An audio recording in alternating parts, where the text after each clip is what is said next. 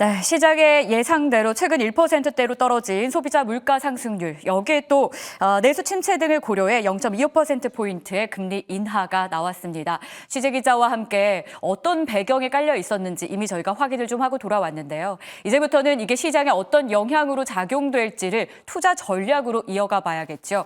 오늘도 두 분과 함께 도움 말씀 들어보도록 하겠습니다. 헤르메스 스탁의 김시은 팀장, 선투자의 송범선 실장 모셨습니다. 두 분 안녕하십니까? 네, 안녕하세요. 네, 일단 매크로적인 관점에서 오늘 금요일장 그리고 다음 주 전략까지 좀 이어가 봐야 될 것 같은데요. 앞서 기자와도 이야기를 나눠봤지만 금통위의 결정이 38개월 만에 인하 결정이다 보니 이걸 기다렸던 분들도 꽤 많지 않을까라는 생각이 듭니다. 시장에 어떤 영향일지 가장 궁금해하실 것 같은데요.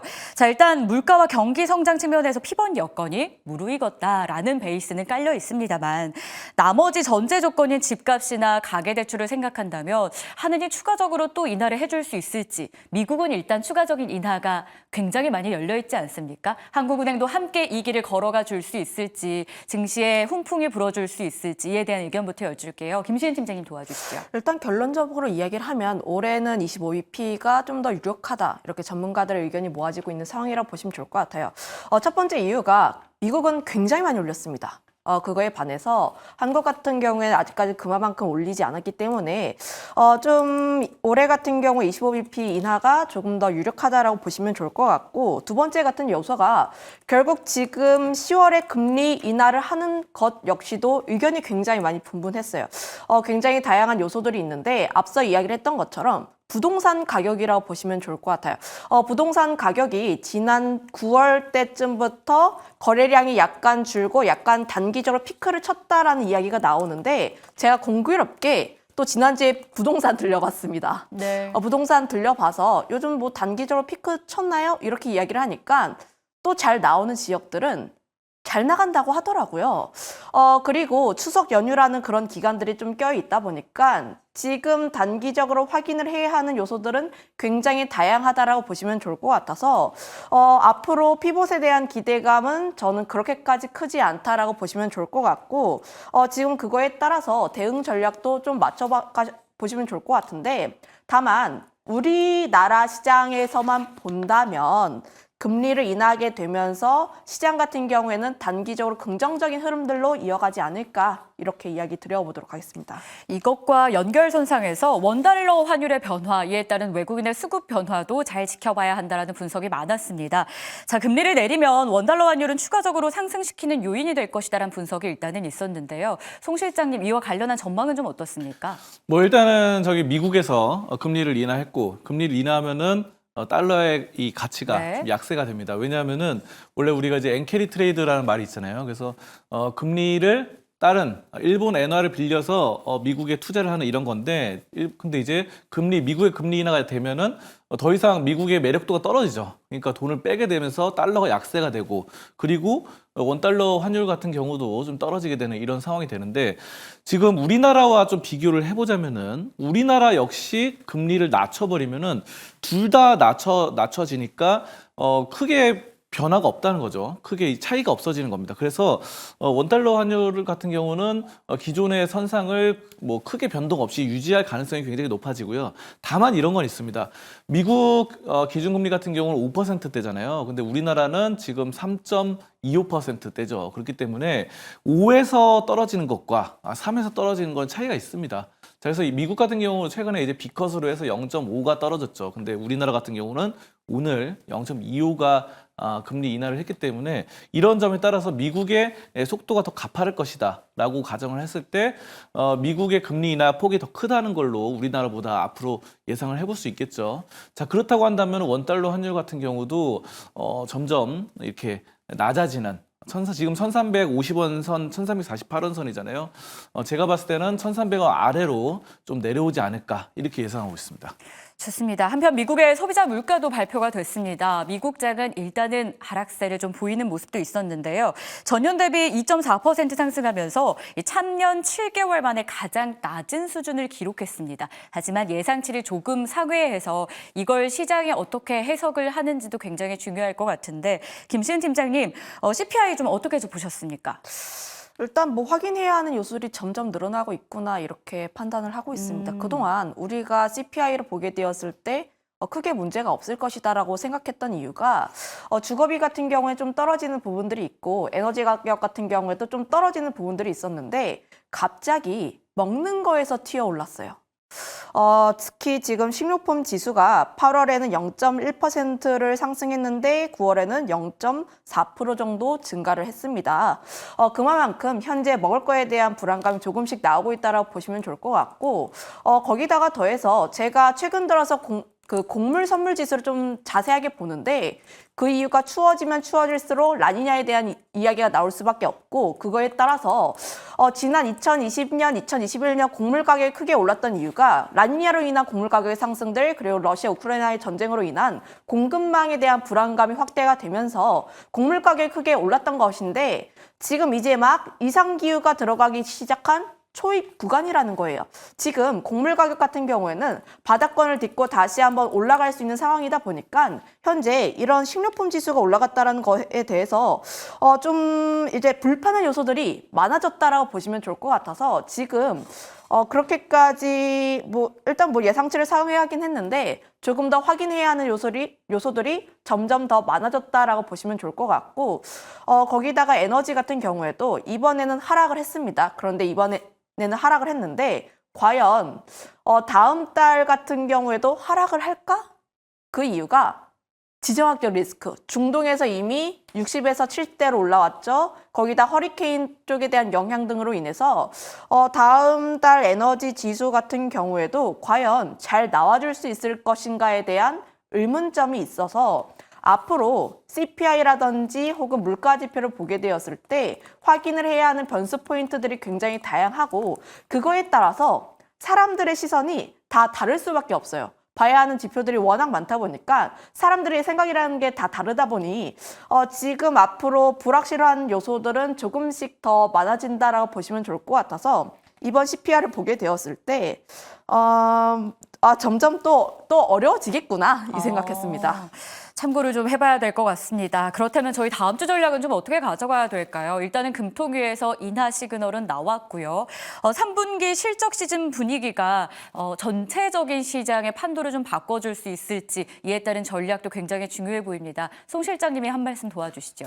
네, 다음 주 전략들 좀 세워보자면은 일단 이번 주 같은 경우가 이제 제약 바이오 네. 컨퍼런스가 굉장히 많았습니다. 그래서 유럽, 이탈리아 밀라노에서 열렸었죠. 그래서 우리나라에서도 삼성 바이오로직스, 셀트리온, 대웅제약 등등이 참여하면서 굉장히 많은 참여 있었고 바이오 재팬 그래서 일본에서도 이제 컨퍼런스 했기 때문에 바이오주들이 이번 주 계속 좋았습니다. 좋았고 오늘은 약간 좀 밀리긴 하지만 이러한 영향이 좀 다음 주까지 계속 될 것으로 전망이 되고 있고요.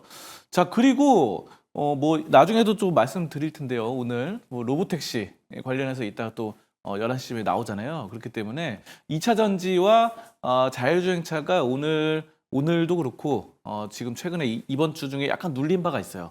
이런 점들이 다음 주에는 좀 튀어오르지 않을까 싶습니다. 그리고 이런 점들 그리고 실업 수당 청구 건수 이게 좀 약간 좀 높게 나왔는데 전반적으로 봤을 때는 인플레이션 CPI는 좀 높아지고 실업률은 안 좋아졌기 때문에 약간의 단기적인 스태그플레이션이 이지 않을까 이런 생각이 들어요. 그래서 미국은 또 많이 올랐어요 최근에. 다우도 그렇고 S&P도 그렇고 많이 올랐으니까 이런 경우 만약에 미국 주식을 하고 있다라고 한다면 미국은 약간 리스크 관리를 하면서 하방 쪽으로 어느 정도를 리스크 관리하는 게 좋지 않을까 저는 이렇게 보고 있고요. 다만 우리나라 같은 경우는 오른 게 없습니다. 중국 이번 저번 주부터 계속해서 8%, 7% 오르다가 다시 떨어졌는데 우리는 큰 변동성도 없이 내리막길을 걸었다 보니까 다음 주는 좀 더 저는 긍정적인 방향으로 보고 있습니다. 시장의 긍정적인 분위기가 다음 주에 조금 더 나와줄 수 있고 이를 주도할 섹터들까지 정리를 도와주셨습니다. 잘 기억해 보도록 하겠습니다. 자, 그럼 이런 시장 분위기 속에서 오늘 뜨겁게 달아오르는 또 분야가 있어서 점검과 전략이 필요하겠죠. 두 번째 주제 바로 열어보겠습니다. 자, 노벨 문학상 최초 수상이 대한민국에서 나왔습니다. 바로 한강인데요. 한국 작가로는 최초 수상이라는 쾌거를 이뤘습니다. 이에 따라 오늘 관련주가 갭상승하며 출발을 했죠. 대표적인 게 예스24, 밀리의 서재, 그 밖에 웹툰주까지 상승세를 보이고 있는데요. 자, 김시린 팀장님, 한국인 최초의 노벨 문학상 수상자가 나왔다는 소식이 이렇게 떠들썩합니다. 밤사이에 해당 작품을 구매하기 위해서 인터넷 한 창구는 막혔다라는 소식도 있고요. 엄마들 사이에서는 이게 수능에 또 나올 수 있다라는 분석까지 나오면서 학원가가 벌써 움직이기 시작했다라고 합니다. 자, 예스24, 밀리의 서재 등 관련주의 급등 당분간 더 이어질까요? 일단 단기적인 테마는 좀 더 이어질 가능성이 높다라고 보시면 좋을 것 같아요. 아무래도 이슈를 보게 되었을 때 당장의 실적으로 연동이 되진 않더라도 네. 일단 뉴스플로우가 굉장히 많을 겁니다. 어제 밤부터 시작을 해서 사람들의 행동이라든지 혹은 뉴스 등에 따라 이슈의 파급력이 조금 더 많아질 수 있다는 측면에서 관심 있게 보시면 좋을 것 같고요. 다만 지금 직접적으로 연관이 되어 있는 종목군은 없다라고 보시면 좋을 것 같아요. 출판사가 창비인데 관련했을 때 상장사는 없다라고 보시면 좋을 것 같고 간접적으로 연결된 쪽이 밀리의 서재와 예스24라고 보시면 좋을 것 같은데 예스24 같은 경우에는 좀 도서 쪽이다 보니까 판매량이 또 증가할 수 있다는 기대감, 밀리의 서재 같은 경우에는 이제 창비와 또 함께 올해 콘텐츠를 공급할 것이다라고 보여지고 있어서 다만 실제로 지금 연관이 안 되어 있어요. 연관이 안 되어 있다 보니까 간접적으로 연결이 되어 있다는 측면에서 보시면 좋을 것 같은데 다만 이게 지금 웹툰이라든지 콘텐츠, 출판사 전방위적으로 함께 올라가는 모습들이 보이는데 저는 여기에서 그냥 딱 두 개 앞서 이야기를 했던 것처럼 밀리의 서재, 예스24 두 개만 보시면 좋을 것 같습니다. 일명 한강 효과라고 시장은 말을 하기 시작하는데요. 한강 작가의 작품과의 콜라보 가능성이 높은 쪽도 부각되고 있고요. 이 작품이 웹툰화가 된다거나 아니면 캐릭터 상품으로 만들어질 수 있다는 분석에 관련 테마가 점점 좀 확산되는 분위기도 있습니다. 여기에 또 과거에 한강 작가가 어디 TV에 출연을 해서 내가 어떤 노래를 굉장히 잘 들으면서 작품을 준비한다. 그 플레이리스트까지 지금은 엄청 주목을 받고 있더라고요. 이 효과가 엄청 확산되고 있는 분위기인데 송 실장님 관련주 투자 전략 너무 많이 커지고 있는 것 같은데 옥석 가리기 좀 해주시죠. 저 같은 경우는 뭐 출판업이 가장 먼저 떠오르긴 하는데 출판업이 여러분도 책 많이 보시는지 모르겠는데요. 저 어릴 때까지만 해도 많은 사람들이 책을 많이 읽었는데 요즘은 책 읽는 분들이 많이 없더라고요. 저도 뭐 지하철 타고 막 이렇게 하면은 예전에는 책 이렇게 지하철에서 책 읽고 이런 분들이 많은데 요즘은 다 핸드폰 보고 있습니다. 자, 그렇기 때문에 출판업이 이게 뭐 크게 성장 산업이 아니에요, 현재로서는. 그래서 책을 읽는 인구도 많이 좀 예전에 비해서 예전에 20년, 30년 전에 비해서 줄어들었다. 저는 이렇게 판단하고, 전 출판업이 뭐 아까 전에 말씀하셨던 것처럼 밀리의 서재나 예스24 있긴 있는데 이게 성장률이 뭐 반도체 산업이라던가 아니면은 뭐 바이오 산업 이 정도의 성장률을 보일 수가 없다. 현재 기준으로서는. 저는 이렇게 좀 판단을 합니다. 그렇기 때문에 저는 밀리의 서재나 예스24에 좀 큰 비중을 실는 것보다는 그에 관련된 뭔가들을 보면은 좋겠다라고 판단하고요. 전 대표적으로 삼성출판사를 좀 보고 있습니다. 삼성출판사는 여러분이 이름에도 나오다시피 출판사가 있죠. 삼성출판사인데 사실 삼성그룹하고는 관련이 없어요. 아무 관련이 없고 어떤 거가 관련이 있으면은 출판업을 하고 있고요. 그리고 저는 출판업은 이제 아까 전에 약간 성장률이 좀 줄어들고 있는 사양산업이라고 그랬잖아요. 요즘 서점도 폐쇄하는 데도 많고 통폐합하는 데도 많아가지고 자, 그러면은 삼성출판사 같은 경우는 캐릭터 산업에 몰두하고 있습니다. 자, 그래서 바로 여러분들이 좀 잘 알고 있는 뭐 아기상어라던가 핑크퐁, 그래서 핑크퐁 컴퍼니 해가지고 지금 전 세계 날리고 있고 유튜브로서 지금 전 세계 1위죠. 1위. 그래서 전 세계 단일 조회수로 아기상어 체조가 뭐 100억 뷰, 130억 뷰 이상 찍으면서 1위이기 때문에 이런 캐릭터 산업이라던가 굿즈, 장난감, 뭐 이런 애니메이션 이쪽으로 해서 삼성출판사가 또 출판업과 연계지어서 좀 잘 되고 있는 것 같고요. 자, 두 번째로는 저는 교육주를 보고 있어요. 결국은 우리가 이제 책이라는 거는 우리 성장하는 아이들이 많이 보죠. 그리고 학생들이 많이 보게 되는데 교육주 같은 경우 상당히 책으로 출판업이 이루어지고 있고 요즘은 뭐 전자책도 많이 보긴 하지만 아직도 책을 많이 봅니다. 그렇기 때문에 저는 이 중에서도 웅진 싱크빅을 좀 긍정적으로 판단하는데요. 학습지죠, 학습지. 웅진 싱크빅. 근데 오늘 상당한 좀 모멘텀이 있었고 2,000원대에서 올라서는데 웅진 싱크빅이 이쪽으로 굉장히 좀 잘하고 있습니다. 그리고 웅진 싱크빅 같은 경우는 기존의 이 서재 이렇게 책으로 하는 것도 그렇지만 최근에는 뭐 컴퓨터라던가 아니면 화상 채팅 이런 걸로 교육도 많이 하거든요. 그래서 여러 가지 온라인 교육 이쪽으로도 계속 개발을 하고 있고 이런 쪽에 따라서 웅진 싱크빅이 교육 관련, 출판업 관련 이쪽으로 좀 좋아지지 않을까 저는 이렇게 보고 있습니다. 삼성 출판사를 주목하셨고요. 교육주 관련해서는 웅진 싱크빅에 대한 매력을 제시해 주셨는데요. 혹시 김시은 팀장님도 종목으로 한 번 더 압축해 볼 수 있을까요? 앞서 이야기를 했던 것처럼 두 네. 가지 저는 결국 단기 트레이드 앞서 이야기를 굉장히 잘해주셨어요. 네. 지인 중에서 출판업 하고 계신 분이 있는데 굉장히 어렵고 관련했을 때 산업에 대한 성장으로 이어질 수 있을까에 대해서 네. 저는 부정적으로 생각하고 있기 때문에 결국 수급이 들어왔을 때 단기로 들어갈 수 있는 단기 테마성이라고 보시면 좋을 것 같아서 지금 수급 많이 들어와 있는 예스24 혹은 밀리의 서재가 조금 더 유력하지 않을까라는 생각입니다. 네, 오늘장에서 마치 대장주 역할을 해주고 있죠. 예스24, 밀리의 서재의 움직임이 당분간은 더 나올 것이다. 하지만 출판업 자체, 그러니까 산업을 본다면 연속적인 주가의 상승을 이끌기에는 동력이 약하기 때문에 단기성 테마로 보는 것도 좋은 전략이다. 두 분의 의견 취합해 보도록 하겠습니다. 자, 이제 또 하나의 이슈가 있어서 세 번째 주제로 넘어가 추가 전략을 세워보겠습니다. 잠시 후 11시죠. 테슬라가 꽤 오래전부터 예고했던 로보택시가 드디어 공개가 됩니다. 어떤 모습일까요? 기대감도 굉장히 큰데요. 이 기대를 누르는 실망감도 공존을 하고 있습니다. 뚜껑은 열어봐야겠지만 일단은 관련주들의 주가는 아직 별다르게 나오지 않고 있고요. 테슬라 주가만 놓고 본다면 올해 초 굉장히 부진했는데 이번 행사를 앞두고 5개월 새에 주가 70%가량의 상승세를 좀 보이는 상황입니다. 다만 한 가지 행사 임박하면서 규제 변수, 상용화 시점에 대한 우려가 있는 건데 송범선 실장님, 좀 실제 사업이 투자자 기대에 못 미칠 수 있다는 이 우려 좀 동의하십니까? 아니면 그래도 미래 산업이기 때문에 꿈을 먹고 사는 주식시장 안에서 믿을 만한 쪽이다 이렇게 보십니까? 테슬라가 너무 빨리 이렇게 선포를 했기 때문에 네. 이미 시장이 좀 많이 반영된 것 같아요, 지금. 근데 이제 저는 이것으로 인해서 다음 주에는 좀 더 좋아질 거라고 보고 있습니다. 그래서 테슬라는 왜냐하면 로보택시 이전에 많은 자율주행차를 시도를 했죠. 그래서 여러분들이 대표적으로 뭐 뉴스에 보셨던 거는 FSD, 자율주행 보조 기능 장치 이런 것들로 중국과 또 유럽으로 진출하면서 중국의 인구가 많잖아요. 그쪽에 진출하면서 굉장히 수익을 잘 올리고 있습니다. 그리고 실제로 이 자율주행 기능, 무인 자동차 기능에서 테슬라가 1위입니다. 전 세계에. 그렇기 때문에 이미 인정을 받고 있었고 로보택시 역시 그 컨센서스 범주 내에서 크게 벗어나지는 않을 것이다라는 시각이 많은 것 같아요. 그래서 지금 주가가 2차 전지도 그렇고 자율주행차 다들 지금 크게 올라가지는 않고 있는 모습입니다. 하지만 또 테슬라 그러면은 이 쇼맨십이 뛰어나죠. 그래서 예전에도 여러 가지 트럭, 사이버 트럭이라던가 등등 했을 때 막 망치로 때려 부수고 막 이런 것들 쇼맨십도 좋고 이런 점들 때문에 또 뭔가 이슈가 될 가능성이 있어요. 주말 동안.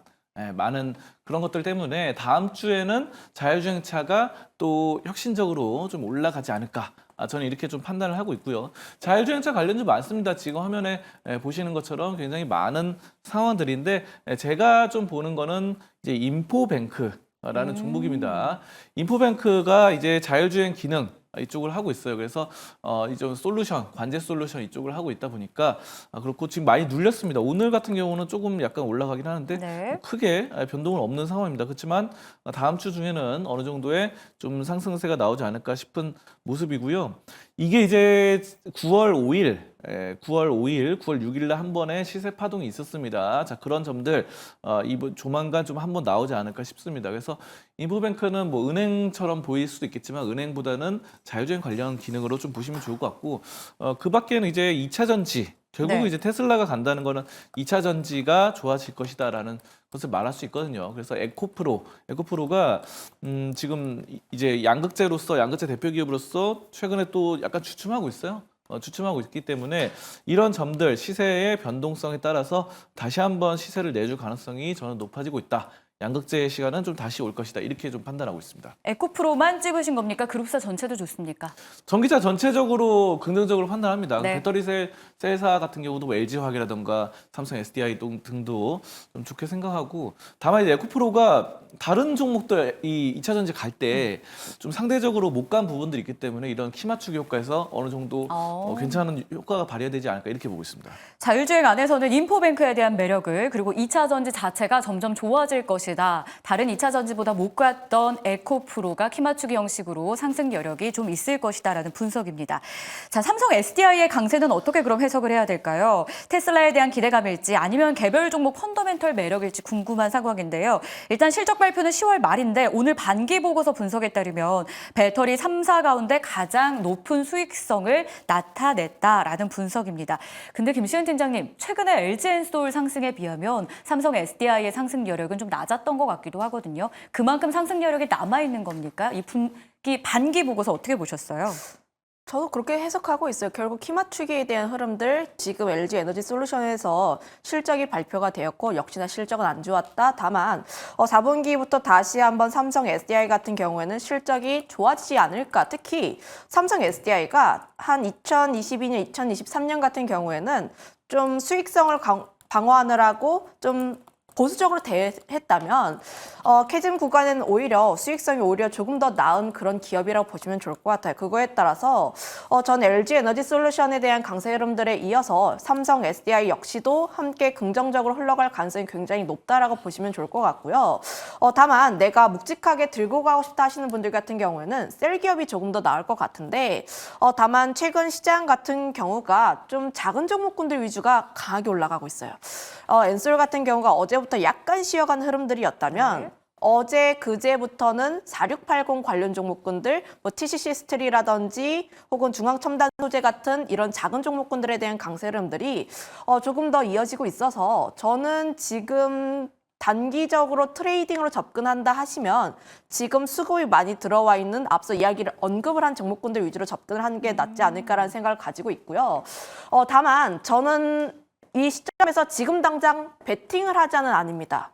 그 이유가 테슬라의 로보택시 발표에서 우리의 기대치만큼 나오지 않는다면은 테슬라도 함께 하락할 수가 있고 그거에 따라서 다른 전기차 관련 종목군들 역시도 함께 흔들릴 가능성이 있어서 저는 이건 역시는 조금 더 확인을 한 다음에 그 다음에 들어가도 늦지는 않다라고 보시면 좋을 것 같고 현재 보유하신 분들 같은 경우에는 약간 비중 조절을 하실 필요는 있지 않을까 이렇게 약간 이렇게 근데 너무 많이 하실 필요는 없고 약간의 리스크만 조금 관리를 할 필요가 있지 않을까. 이렇게 정리하겠습니다. 그럼 잠시 후 11시 이제 30분 정도밖에 남지 않은 상황인데 김시은 팀장님은 로보택시 관련해서 직접 수혜주는 아직은 없고 2차 전지 쪽이 좀 더 낫다 이렇게 보시는 거세요? 저는 일단 로보택시에서 기대감이 그렇게 크진 않은 상황이라서요. 네네.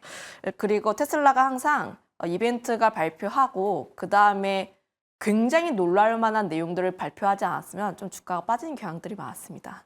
그렇기 때문에 11시에 발표될 로보택시 관련해서도 큰 기대감보다는 오히려 2차 전지가 조금 더 시동을 걸 가능성이 높다라는 걸 판단하며 TCC 스틸 등 언급된 종목들 위주로 여러분들이 잘 참고해서 투자 전략 세워보시길 바라겠습니다. 자, 이렇게 해서 오늘도 3개의 주제를 다뤄봤습니다. 아무래도 38개월 만에 금리 인하를 단행한 한국은행의 이야기 첫 소식일 수밖에 없었고요. 이와 관련된 증시의 흐름이 어떻게 이어지는지 환율과 수급 상황도 굉장히 중요해질 텐데 계속해서는 수급의 변화가 어떻게 나오고 있는지를 그래서 준비해봤습니다.